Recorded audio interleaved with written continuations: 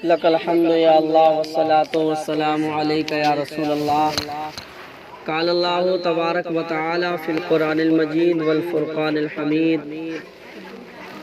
أما بعد فأعوذ بالله من الشيطان الرجيم. بسم الله الرحمن الرحيم. ورفعنا لك ذكرك.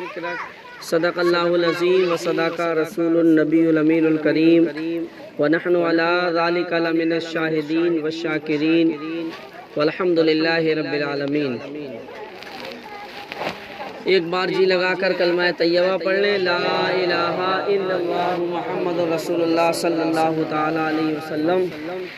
اور ایک بار اپنے اپنے انداز میں نبی رحمت صلی اللہ تعالیٰ علیہ وسلم کی مقدس بارگاہ میں ہدیہ درود پیش کریں. اللہم صلی علی سیدنا و مولانا محمد وعلی آل سیدنا و مولانا محمد مبارک وسلم. صلو علیہ صلاۃ و سلام علیک یا رسول اللہ یا نبی اللہ یا حبیب اللہ. نبی اور آل نبی پر ایک بار اور پڑھ لیں، صلی اللہ علی النبی الامی وآلہ صلی اللہ علیہ وسلم. صلاۃ و سلام علیک یا رسول اللہ یا نبی اللہ یا حبیب اللہ صلی اللہ تعالی علیہ وسلم. تمام تعریفیں اللہ رب العالمین کے لیے ہیں کہ جس پروردگار عالم نے ہمیں اور آپ کو آج یہاں اپنا اور اپنے حبیب صلی اللہ علیہ وسلم کا ذکر کرنے کے لیے جمع فرمایا. عزیزو دوستو، ہر روز صبح ہوتی ہے اور پھر شام ہو جاتی ہے. پورا وقت اور پورا دن ہمارا دنیا کے کام کاج کی مشغولیت میں گزر جاتا ہے، لیکن ہمارا اصل وقت وہ وقت ہے جو ہم نے اللہ اور اس کے رسول صلی اللہ علیہ وسلم کی یاد اور ان کے ذکر میں گزارا ہے. زندگی کا ایک ایک لمحہ جو اللہ تبارک و تعالیٰ نے ہمیں عطا کیا ہے، یہ اللہ کی بہت عظیم نعمت ہے ہمارے لیے. اور اس لمحے کو اگر ہم نے اللہ اور اس کے رسول صلی اللہ علیہ وسلم سے غفلت میں گزار دیا تو وہ زندگی کا لمحہ ہمارا خسارے میں چلا گیا، ناکام ہو گیا. لیکن زندگی کا جو وقت، جو گھنٹہ، جو منٹ، جو ساعت، جو ٹائم ہم نے اللہ اور اس کے رسول کے ذکر میں لگا دیا، وہ وقت ہمارا کامیاب ہو گیا. تو انسان کا اصل وقت وہ ہے جو اللہ اور اس کے رسول صلی اللہ علیہ وسلم کے ذکر میں گزر جائے. اور اللہ اور اس کے رسول صلی اللہ علیہ وسلم کا ذکر بڑی عظیم نعمت ہے. یہ تو اللہ تبارک و تعالیٰ کا احسان ہے کہ اللہ تبارک و تعالیٰ نے ہمیں اور آپ کو اپنے ذکر کی اور اپنے شکر کی اور اپنے حبیب صلی اللہ علیہ وسلم کے ذکر کی توفیق عطا فرمائی. دنیا میں انگنت بے شمار لوگ ہیں جو اپنے کام کاج میں مشغول ہیں، لیکن انہی مشغول انسانوں میں کچھ ایسے انسان بھی ہیں، کچھ ایسے لوگ بھی ہیں جو اپنے وقت کو اللہ اور اس کے رسول صلی اللہ علیہ وسلم کے ذکر میں بسر فرماتے ہیں. عزیزو، اللہ تبارک و تعالیٰ کا قرآن پاک میں اعلان ہے، وَرَفَعْنَا لَكَ ذِكْرَكَ. اللہ اپنے محبوب صلی اللہ علیہ وسلم کے متعلق فرماتا ہے، محبوب ہم نے آپ کے ذکر کو بلند کر دیا. اللہ تبارک و تعالیٰ نے اپنے محبوب صلی اللہ علیہ وسلم کے ذکر کو بلند فرمایا ہے. اور آج یہی وجہ ہے کہ آج ساری دنیا میں کوئی ایسا شہر، کوئی ایسا ملک، کوئی ایسا گاؤں نہیں ہے جہاں نبی کریم صلی اللہ تعالی علیہ وسلم کا ذکر نہ ہو رہا ہو. جہاں مسلمان ہیں وہاں اللہ اس کے رسول صلی اللہ علیہ وسلم کا ذکر ہو رہا ہے. کبھی درود کے ذریعے، کبھی صلاۃ و سلام کے ذریعے، کبھی یا رسول اللہ کہہ کر کے. بہرحال مسلمان جہاں پر بھی ہو وہ اللہ اور اس کے رسول صلی اللہ تعالی علیہ وسلم کو یاد کرتا ہے، اللہ اس کے رسول کا ذکر کرتا ہے. اور محفلوں میں بیٹھ کر کے خاص طور سے اس بات کا اہتمام کیا جائے، خیال رکھا جائے کہ ان محفلوں میں بیٹھ کر اپنے وقت کو خاموشی میں نہ گزاریں. آپ سے بھی یہی گزارش کر رہا ہوں کہ یہاں خاموشی سے نہ بیٹھیں، بلکہ میں جو کہہ رہا ہوں اس کی طرف توجہ اور آپ کا دھیان رہے. اور جو بھی بات آپ کو اچھی لگے آپ سبحان اللہ الحمدللہ ضرور کہیں. اس میں آپ کا بھی فائدہ ہے اور ہمارا بھی فائدہ ہے. آپ اپنی زبان سے سبحان اللہ کہیں گے تو اللہ تبارک و تعالیٰ آپ کے نامہ اعمال میں نیکیاں درج فرمائے گا، اور ہمارا فائدہ یہ ہے کہ آپ سبحان اللہ الحمدللہ کہتے رہیں گے تو ہمیں یہ محسوس ہوگا کہ آپ ہماری بات کو توجہ کے ساتھ سن رہے ہیں، جس سے ہمارا اور کہنے میں اور بتانے میں کچھ دل لگے گا۔ تو خاموش نہ بیٹھے، یہ بہت قیمتی وقت ہے جو اللہ نے ہمیں اور آپ کو اس بھرے دن میں تھوڑا سا وقت ہمیں اور آپ کو اپنے ذکر کے لیے دیا ہے، اس کو گوائیں نہ، بلکہ اپنی زبان کو خاموش نہ رکھ کر کے سبحان اللہ الحمدللہ کے نعرے لگاتے رہیں، اور ان محفلوں میں بیٹھ کر کے سرکار دو عالم صلی اللہ علیہ وسلم کی ذات پاک پر درود کے نذرانے پیش کرتے رہا کریں۔ حدیث میں آتا ہے نبی رحمت صلی اللہ تعالی علیہ وسلم نے ارشاد فرمایا کہ جس کے سامنے میرا ذکر ہو اور وہ مجھ پر درود پاک نہ پڑھے تو آقا صلی اللہ علیہ وسلم ارشاد فرماتے ہیں ایسا شخص بہت بڑا کنجوس اور بخیل ہے۔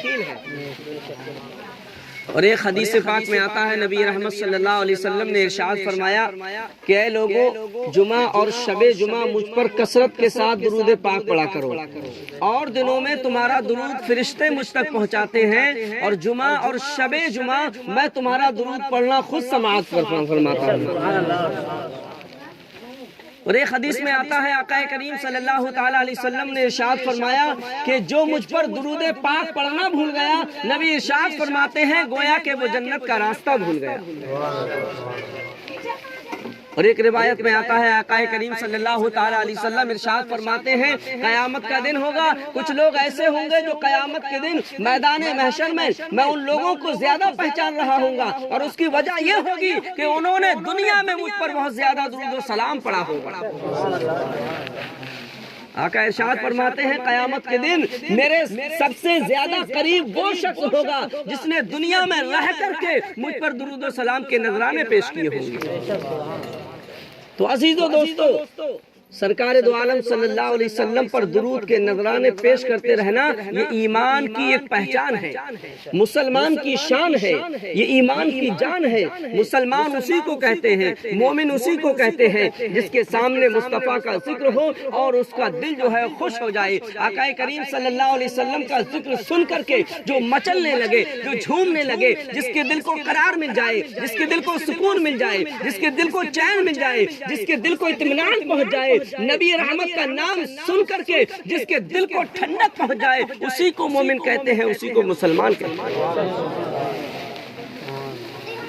حضرت شیخ مہدی الفاسی اپنی ایک کتاب مطالع المسرات شرح دلائل الخیرات میں لکھتے ہیں کہ جس کے سامنے مصطفیٰ کا ذکر ہو اور ذکر مصطفیٰ سن کر کے اس کے دل کو اگر چین اور سکون نہ ملے، آپ فرماتے ہیں اس کے سینے میں دھڑکنے والا دل کسی مسلمان کا دل ہو ہی نہیں سکتا۔ مسلمان اسی کو کہتے ہیں، مومن اسی کو کہتے ہیں، عاشق اسی کو کہتے ہیں جو مصطفیٰ کا ذکر سن کر کے خوش ہو جائے، جس کے دل کو چین مل جائے، راحت مل جائے، قرار مل جائے۔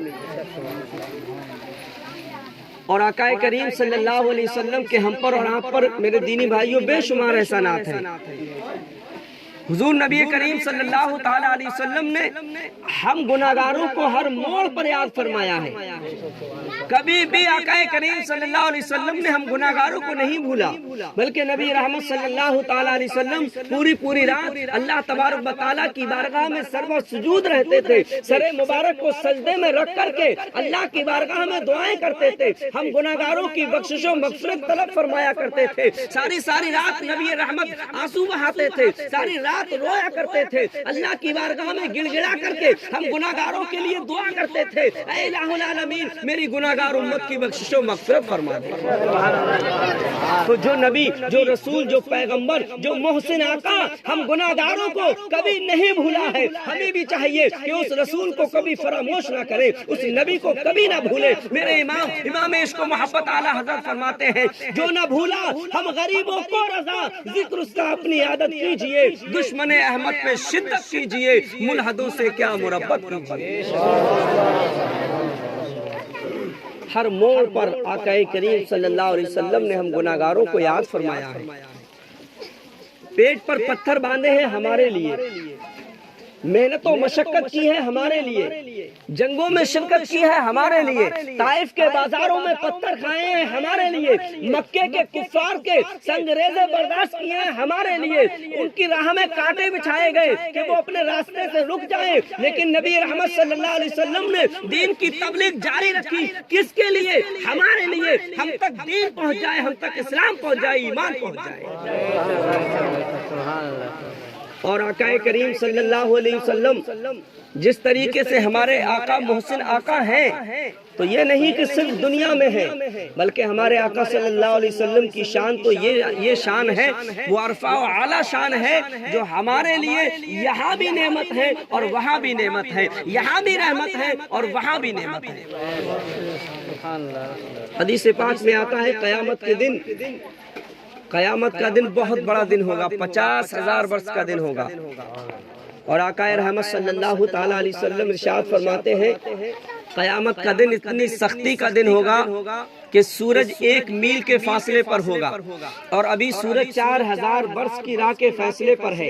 میرے آقا ارشاد فرماتے ہیں قیامت کے دن سورج کا منہ دنیا کی طرف ہوگا۔ اس وقت سورج کا منہ دنیا کی طرف نہیں ہے، بلکہ پیٹھ دنیا کی طرف ہے۔ اس کی پیٹھ کی تپش کا یہ عالم ہے کہ ہمیں دھوپ میں ٹھہرنا مشکل ہو جاتا ہے، گرمی سے بھیجے کھولنے لگتے ہیں، پسینہ بہنے لگتا ہے۔ میرے آقا ارشاد فرماتے ہیں قیامت کے دن سورج کا منہ دنیا کی طرف ہوگا، گرمی کی شدت سے بھیجے کھولتے ہوں گے۔ آقا ارشاد فرماتے ہیں پیاس کی جو کیفیت ہوگی وہ محتاج بیان نہیں۔ نبی نے ارشاد فرمایا زبانیں سوکھ کر کے کانٹا ہو جائیں گی، بازو کی زبانیں منہ کے باہر آ جائیں گی۔ اس پریشانی کے باوجود کوئی کسی کا پرسان حال نہ ہوگا، کوئی کسی کا مددگار نہ ہوگا، کوئی کسی کی سننے کو تیار نہیں ہوگا۔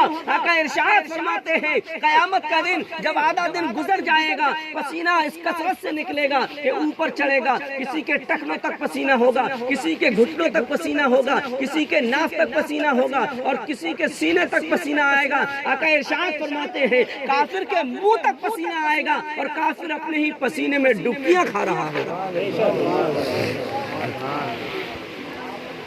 لیکن اس پریشانی کے باوجود کوئی کسی کا مددگار نہیں ہوگا، کوئی کسی کا پرسان حال نہ ہوگا، کوئی کسی کے کام آنے کے لیے تیار نہیں ہوگا۔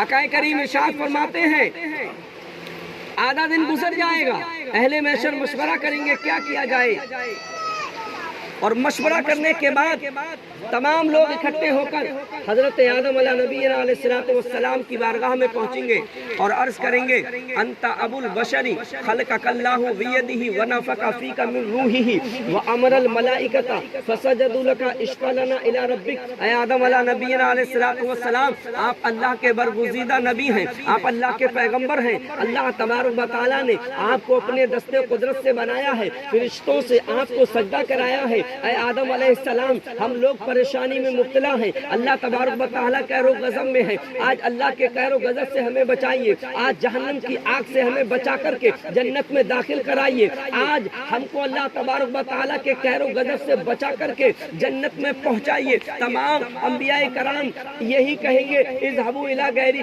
آدم بھی فرمائیں گے اذهبوا الی غیری، آج میرے پاس تمہارا کام نہیں چلے گا، کسی اور کے پاس چلے جاؤ۔ یہ لوگ نوح علیہ السلام کی بارگاہ میں پہنچیں گے، ابراہیم خلیل اللہ کی بارگاہ میں جائیں گے، موسیٰ کلیم اللہ کی بارگاہ میں جائیں گے، اسماعیل ذبیح اللہ کی بارگاہ میں جائیں گے، عیسیٰ روح اللہ کی بارگاہ میں جائیں گے، تمام پیغمبروں کی بارگاہ میں جائیں گے۔ ہر نبی ہر پیغمبر یہی کہے گا اذهبوا الی غیری، آج میرے پاس تمہارا کام نہیں چلے گا، کسی اور کے پاس چلے جاؤ۔ بالآخر یہ پریشان لوگ اللہ کے نبی حضرت عیسیٰ روح اللہ علیہ نبی علیہ السلام کی بارگاہ میں پہنچیں گے اور ان کے فضائل کو بیان کر کے اپنی شفاعت کے لیے کہیں گے، اور کہیں گے آج اللہ تبارک و تعالیٰ کے قہر و غضب سے ہمیں بچائیے۔ تو عیسیٰ روح اللہ فرمائیں گے اے لوگوں، میری یہ شان نہیں جو آج میں اللہ تبارک و تعالیٰ کے قہر و غضب سے تم کو بچا سکوں، تم کسی اور کے پاس چلے جاؤ۔ وہ لوگ کہیں گے اے اللہ کے نبی عیسیٰ روح اللہ، آپ ہمیں کس کے پاس بھیج رہے ہیں؟ تو عیسیٰ روح اللہ فرمائیں گے میں تمہیں ان کے پاس بھیج رہا ہوں جن کے ہاتھوں پر رب تبارک و تعالیٰ نے فتح رکھی ہے، جو بے خوف ہیں، جنہیں آج کسی کا خوف نہیں، یعنی تم محمد رسول اللہ صلی اللہ علیہ وسلم کی بارگاہ میں چلے جاؤ، آج وہی تمہاری شفاعت فرمائیں گے، وہی تمہارے کام آئیں گے۔ یہ لوگ جب آقا کریم صلی اللہ علیہ وسلم کی بارگاہ میں جا رہے ہوں گے، میرے آقا ادھر سے تشریف لا رہے ہوں گے، ان کی توجہ اور ان کی نظر مصطفیٰ جان رحمت صلی اللہ علیہ وسلم کے چمکتے دمکتے چہرے پر پڑے گی۔ میرے آقا انہیں دیکھ کر کے فرمائیں گے، آؤ آؤ انا لہا انا لہا، آج میں تمہاری شفاعت فرماؤں گا، آج اللہ کے قہر و غضب سے بچا کر کے، آج جہنم کی آگ سے بچا کر کے میں تمہیں جنت میں لے کر کے جاؤں گا۔ اعلیٰ حضرت فرماتے ہیں سب نے صف محشر میں للکار دیا ہم کو، اے بے قصوں کے آقا اب تیری دہائی ہے، سنتے ہیں کہ محشر میں صرف ان کی رسائی ہے، گر ان کی رسائی ہے جو جب تو بنائی ہے، اے عشق تیرے صدقے جلنے سے چھٹے سستے، جو آگ بجھا دے گی وہ آگ لگائی ہے۔ ہم نے اپنے سینوں میں عشق مصطفیٰ کی وہ آگ لگائی ہوئی ہے جو انشاءاللہ العزیز جہنم کی آگ کو بجھا دے گی۔ تو تمام نبی جہاں انکار کر دیں گے، وہاں میرے آقا صلی اللہ تعالیٰ علیہ وسلم اپنے گناہگار امتیوں کی شفاعت فرما رہے ہیں۔ اور حدیث میں آتا ہے نبی کریم صلی اللہ علیہ وسلم نے ارشاد فرمایا، میری شفاعت میرے گناہگار امتیوں کے کام آئے گی۔ وہ میرے امتی جو گناہگار ہیں، جن سے خطائیں ہو گئی ہیں، لیکن وہ مجھ سے محبت کرتے ہیں، اپنے سینوں میں میرا عشق رکھتے ہیں، لیکن ان سے گناہ ہو گئے ہیں، کل بروز قیامت میں ان کی شفاعت فرما کر کے ان کو اللہ تبارک و تعالیٰ کی بارگاہ میں بخشش دلا کر کے ان کو جنت میں داخل فرماؤں گا۔ تو عزیزوں، میرے آقا کی ذات پاک تو وہ ذات پاک ہے جو ہمارے لیے یہاں بھی رحمت ہے اور وہاں بھی رحمت ہے، اس لیے کثرت کے ساتھ مصطفیٰ جان رحمت صلی اللہ تعالیٰ علیہ وسلم کی ذات پاک پر درود کے نذرانے پیش کیا کرو۔ اٹھتے بیٹھتے چلتے پھرتے یا رسول اللہ صلی اللہ علیہ وسلم، اور جو اور کوئی درود آپ کو یاد ہو پڑھتے رہا کریں۔ یہ ہمارا درود پڑھنا انشاءاللہ العزیز ہماری شفاعت اور بخشش کا ذریعہ بن جائے گا۔ اللہ تبارک و تعالیٰ کی بارگاہ میں دعا ہے، پروردگار عالم مجھے اور آپ کو درود و سلام پڑھنے کی توفیق عطا فرمائے۔